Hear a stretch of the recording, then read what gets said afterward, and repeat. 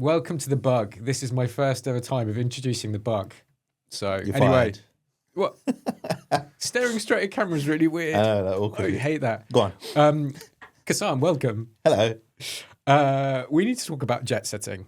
Set jetting. You get it wrong every single time. Every single time. It's set jetting. Let's go again. No, we're not going again. That's perfect. Okay. Let's talk about set jetting. Yes, let's talk about set jetting. This is your subject. It is. So as I've said before, I was a film journalist before I got into travel. And so I've always had a passion for movies. But I mean, now that I get to combine both when the opportunity arises, that is my kind of niche. That is my wheelhouse. So set jetting is a trend of visiting locations that have been featured in movies and TV shows, which is, I think that's something in common though.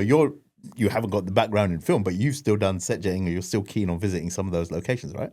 Yeah, totally. I mean, we'll mention it a million times, but New Zealand was obviously the first to like...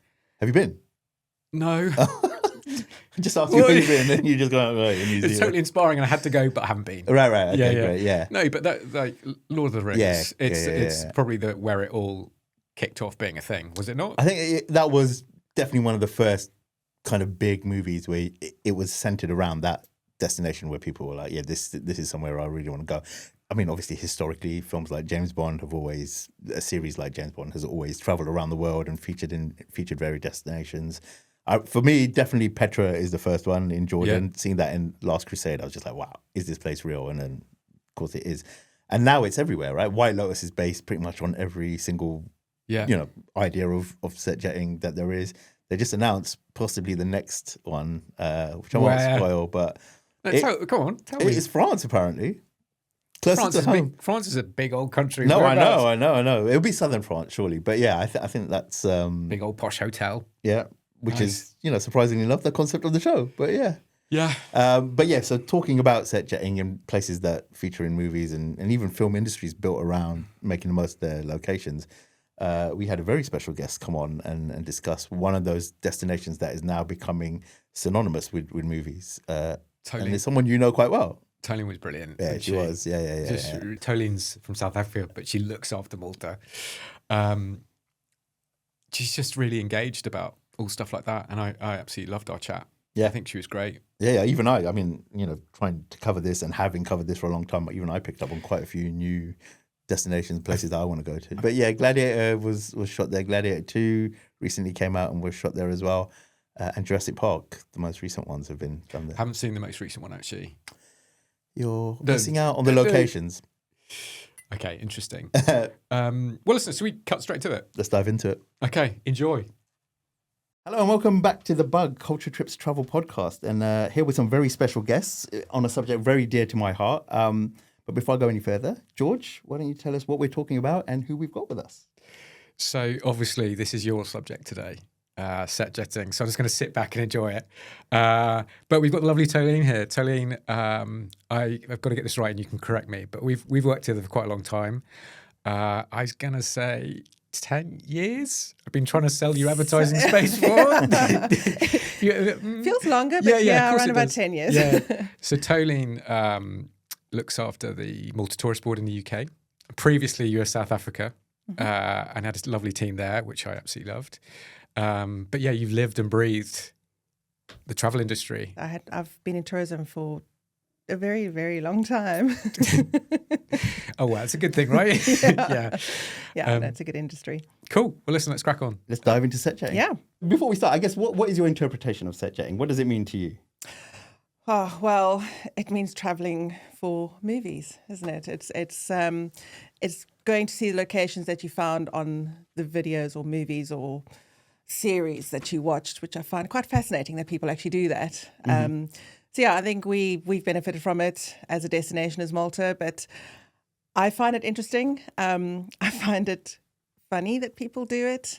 And it's great for tourism, and it's great for local destinations, great for local residents and cultures and things to showcase what they're about, really. And also fascinating that a lot of destinations have got films that are filmed there, but actually it's a totally different view. So let's say like in Gozo, Madame Blanc was filmed there, but actually it's set in Italy. So if a destination can change or be a chameleon, it's really great. So it can open things up a little bit. And getting behind the numbers a little bit. So apparently 66% of people are inspired to travel based on something they've seen on screen. So film or TV show, they'll see it and then they'll think about going to that destination.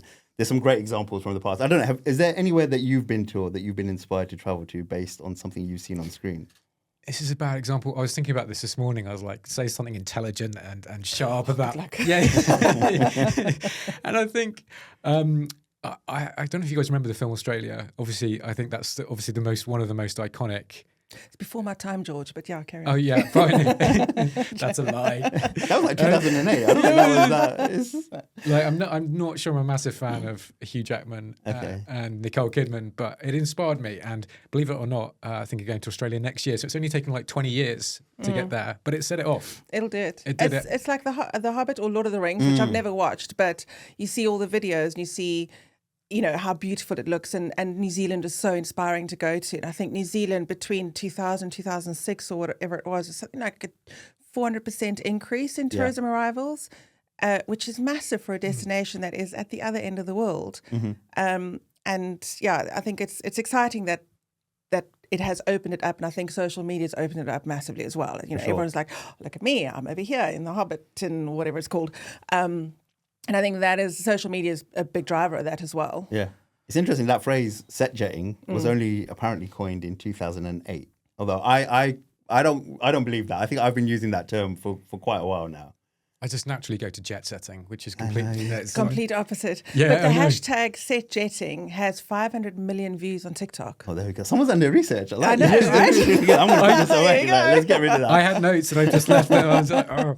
And I find, TikTok, that kind of emerged, in 2020, like during COVID.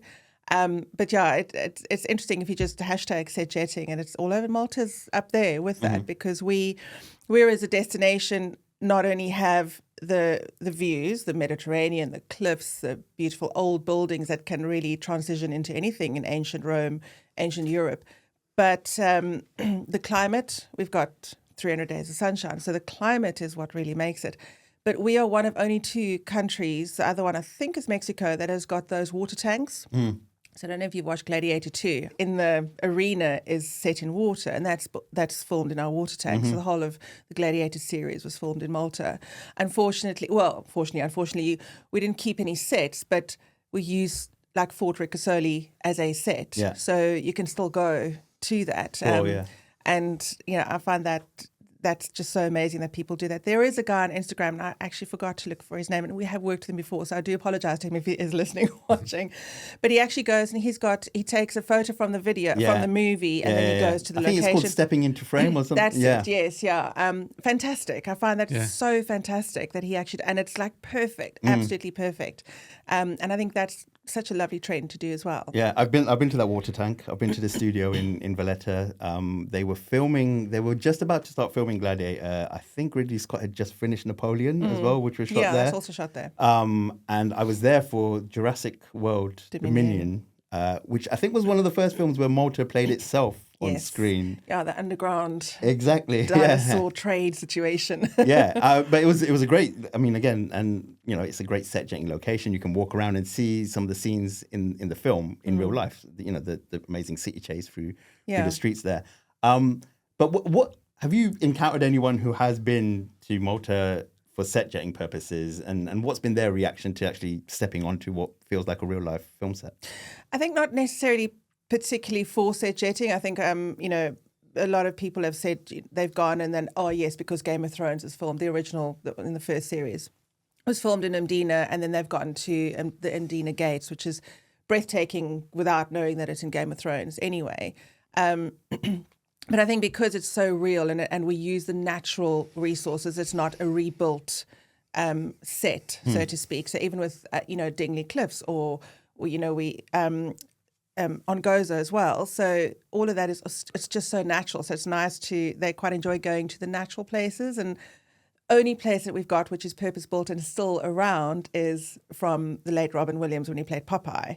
So we've got Popeye's Village, but that's become more of a theme park with where you can go with your families and do water experiences and things like that. And then we've got actors and all that kind of stuff. So it brings it to life. So that stayed there, and it's really unique and really quaint and really cute.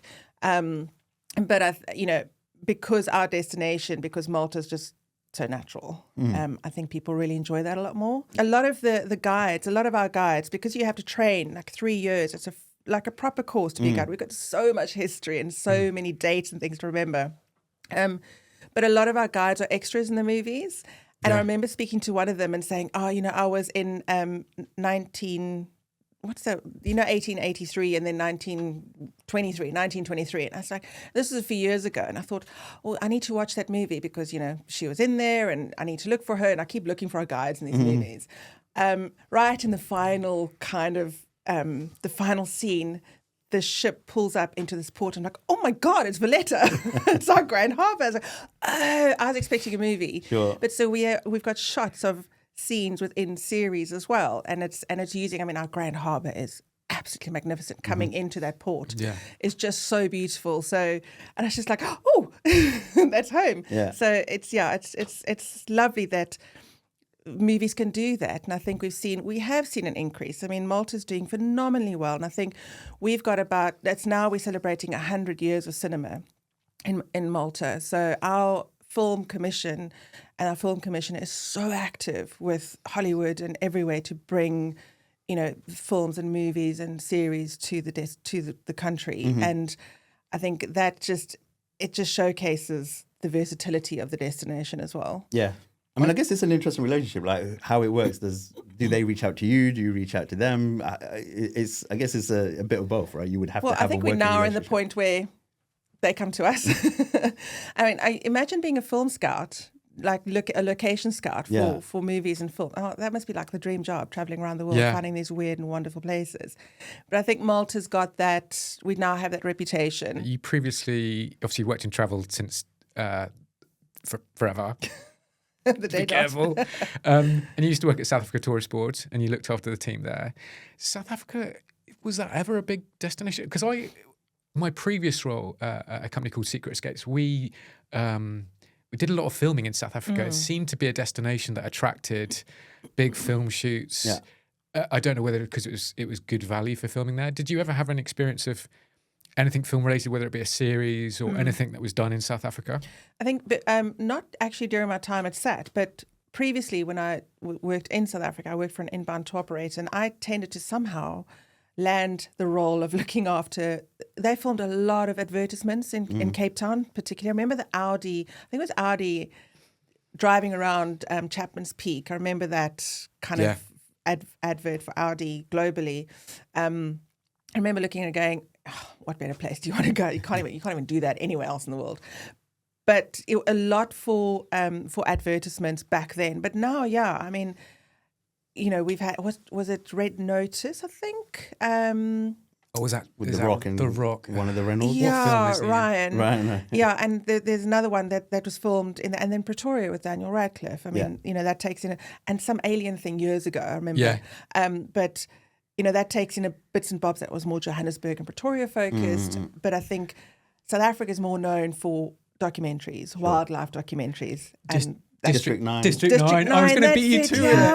I love that. He did District 9 and then he did Chappie as well, but it was the South African director who did that. Cassam's really annoying because I reckon I have some decent film knowledge, but of course he's like Wow, Rain Man. It's like, I almost beat you to it. Nearly, I was thinking about it, so it was going around in the back of my mind. Yeah, damn, whatever. Do you enjoy, I was going to say, do you enjoy films and TV shows, but you don't have time to watch them? I do enjoy them. Okay. And if I find a good one, I find myself watching it over and over again and keep finding new things. Okay. Any favourites recently? Anything you're really into? No. I'm dying to go watch the F1 movie. It's really good. Yeah, no, I'm dying to watch that purely because I love Formula One. What about the new Jurassic? That was shot in Malta as well. Bits and bobs of it were shot in Malta, little bits, but not as a destination. It was using the location more. But I was visiting my nephew late last year, and he's had access to TV channels I didn't, and Madame Blanc came on, and I was like, "Oh, I know that street. Oh, I know that monument." And I was like, "Oh my God, it's all in Gozo." Yeah. I was watching it more about trying to locate the locations and identify the locations than the actual story, which is such a lovely. I love Madame Blanc. Actually, I really quite enjoyed it.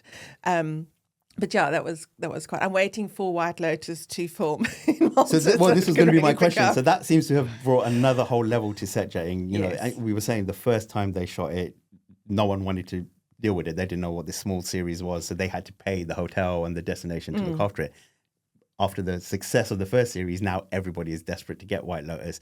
How do you think something like that would impact a destination? Because obviously it would be a completely different approach. You would now see Malta on screen as travelers would see it. It would be a travel destination. Would you be worried how they portray it? Would there be some element of wanting to make sure it comes across in the right way from your side of it? No, because you seeing the destination, people are different. You know, I remember watching the first White Lotus and going, "Oh, interesting situation over here." The second one I was actually watching the second one more for the location than the story, because it was a bit strange, but it was, yeah. So I would more, from something like that, they take and they go and they see the destination, they go and they experience and they do different things. The plot twist is very different. So that's fine. I don't think people would look at that. I think even with Hangover 2, I think it was, you know, it was interesting seeing, you know, when Bangkok gets you gone kind of situation, but actually it's a really interesting place to go. I've never been, but I'm dying to go. But then just on the doorstep is something a little bit different, like, you know, the islands and things like that. So it's just showcasing it in a different manner, that everyone from different walks of life and different backgrounds can go to the same place, be it a 5-star or a 3-star or an Airbnb, and still enjoy the destination for what it is, even though you've got your own little background story happening. Am I right in thinking that the same hotel chain for White Lotus? It's the Four Seasons. Yeah, they've done they've universally got an agreement, and I was saying, at first they didn't, and now they do. So they've done the last two seasons at the Four Seasons. But it's always a conversation I have with hoteliers and destinations. They are desperate to get the series in location because it does such a good job of promoting the place and just putting an eyeballs on it and just getting a profile on it. So yeah, at the moment it's with Four Seasons, but I think, you know, probably the highest bidder wins next time around. Novotel. Premier Inn. What I was going to say is, I'm going to retract my Australia statement from earlier. Changing your I'm going to say, because I reckon season 1 of White Lotus, that was Sicily, right? Sicily. Hawaii was I season got it 1. wrong. Season two was Sicily. That's the one. When's the one where my favourite lady dies, unfortunately, on the boat? Jennifer. That's in Sicily. That's Sicily. Yeah, Taormina. Jennifer Coolidge. Jennifer Coolidge, my love daughter. her. She is such a legend. My daughter does the best impression of her. I'm not going to try, but it's really quite scary. Oh wow. Yeah, I was really sad. I didn't think I could keep watching it. And also when Edmundo, when he didn't make it into the next season, I was also really sad. Yeah, I won't spoil anything, but season 4 should be a watch, I think, from what I've heard. I mean, look, for you then, are there any films, some of your favorite films, that you wish would have been shot in Malta? Are there any films or TV series that you would like to bring, apart from White Lotus? No, I want a new one. I want something different. I want some, I don't know, like just something that comes to show how you can enjoy the Malta, not like a travel log or anything. Those work very, very well for us. But just like a new story. I think like showing a group of friends traveling, that just shows the fun side and the cultural side. And I mean, I'd say Yellowstone just so we can have the cowboys, but you know, we don't have enough space for them.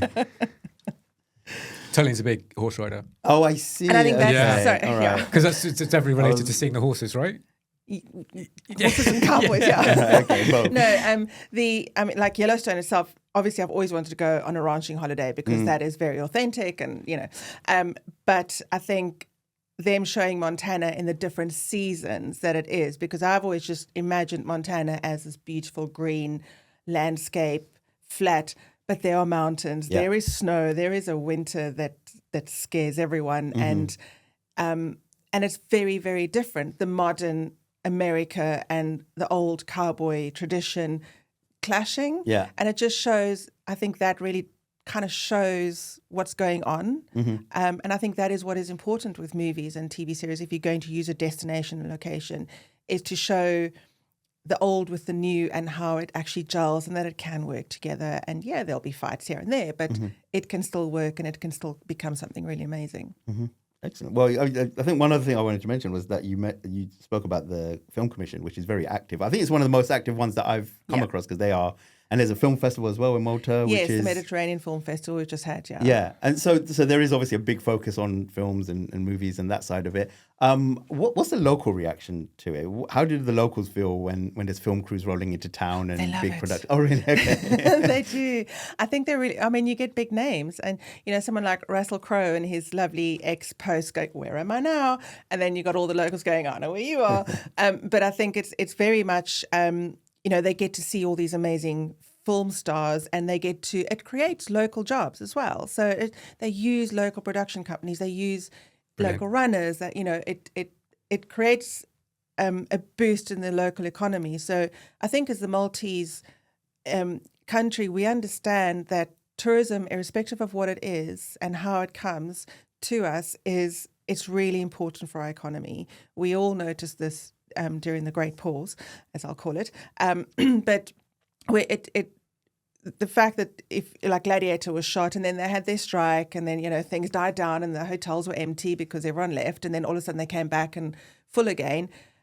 But they realized the value to it and it creates additional jobs, you know, and people will work on the sets as a second job, so to speak. So it's added income and it's, you know, I think they understand how valuable it is. And I think the Film Commission and the team at the Film Commission do such a fantastic job. And our festival is really, really incredible. Amazing. George, I know you haven't been to Malta yet. You haven't seen Gladiator, so I don't know if you've done this, but the most famous thing you can do in terms of set jetting in Malta is to run up the steps from Gladiator, which is an iconic scene. You've seen it. You know the bit when he runs into the arena. You haven't done it yet, I'm assuming. Well, I haven't done that, but yeah, I mean, I've seen all the clips and stuff. So I feel like I've seen it, but I've seen all the clips. If you go out there, I want to see you do that, basically. I want to see you run up the steps in the... You can wear a leather skirt as well, like he does in the... Yeah, I'll definitely do that. Okay, maybe I'm sure we can find you when we've got some of the props. Yeah, maybe without the skirt. No, with the skirt. Yeah. No, that's the condition of you going to Malta. Yeah, I'll we'll watch this space. Can't wait. Are there any? I mean, I guess as we wrap up, are there any productions coming up that you can talk about, or are they always give us kind the of juice? Hush hush until? I can't give the juice. It's really? hush hush. Yeah. Okay. So the Film Commission and MTA are under separate ministries anyway, but they have to, from a NDA point of view, keep everything under wraps. So we didn't really even know where some of the filming locations were for Gladiators when we were promoting it. We just need Paul Mescal. But no, unfortunately we don't know at this stage. But we like to keep people guessing, and I think that's the fun part. Yeah. Like, what's the next film in Malta? What are the next locations in Malta? So it's quite a nice little juicy story that can come out on social media. I think your dream one would be Bond as well. Oh God, I'd love a Bond. I'd love it. Could you imagine? I can actually. Yeah. We were talking to Flavio previously, Flavio at the Italian Tourist Board, and what were we talking about? James Bond film? Matera, No Time to Die. Yeah. Oh man, so because that's got lots of links with Malta, the kind of landscape, the right? landscape, Yeah. yeah. So I went with there was a group that we went a few years back to Matera, and driving in there, I wasn't aware because again, I know of James Bond, but I haven't actually watched. Probably We're gonna not have to the edit best this bit. No, but I wasn't aware that was filmed there. And we drove in with the minibus, and I was like, oh my God, this looks so much like a Bond kind of place. And then realized that the whole thing was Bond related because even our hotel was in the mountain. My hotel room was drilled into the mountain, and it was really old. It was so incredibly unique, and I would not, that I think people need to go and see because it really, really is beautiful and so different to the rest of Italy. And I think someone like Italy lends itself to some incredible film sets and series sets as well. I think the takeaway is that we all want to change our jobs and become location scouts because then it is your job to find those places and those stories. So good. Going to like the odd ends of the earth to find the most weirdest I'm Star Trek places. Yeah. I was speaking to someone who found Iceland for Game of Thrones and again brought so much tourism and people going to that destination there, and it happened in Dubrovnik and so many other places as well. So yeah, it's definitely a site. It's not a trend anymore. I think it's gone beyond that. Set jetting is now here to stay. People are traveling based on places they see on screen, and it's good to see that people like you are encouraging it and embracing it. Yeah, no, we love it. We love travelogues as well. Or travel documentaries with food involved as well. I think that also works. So you can show the local what what's local, basically, and interact with the locals. I think that's quite unique. But yeah, anything related to that can just showcase who we are, who the destination is, who the people are, would be really amazing. And I think it's and with social media, that's all here to stay. It's not a trend. It's like you say, it's going to stay. And we're excited for the future. Excellent. Well, cool. I think that's everything. I do hope you watch the movies and TV shows going now forward. that my son's older. I will can have give you a long time. list of recommendations if you do. want, and not just Please stuff shot do. in Malta. But yeah. Well, thank you for joining us. Thanks for having Thanks, me. Tolene.